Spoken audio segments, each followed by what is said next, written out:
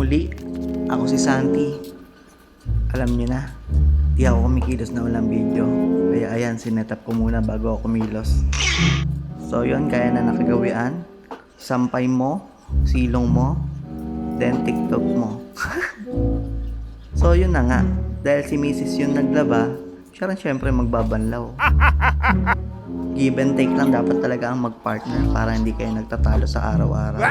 Bukod sa gawaing bahay, syempre, pagdating sa mga responsibilities gaya ng mga bills, tulungan din kami dyan.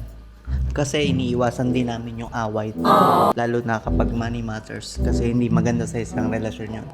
Kaya dapat, bago ka pumasok sa isang relasyon, dapat siguraduhin yung matured kayo at ready kayo sa isa't isa.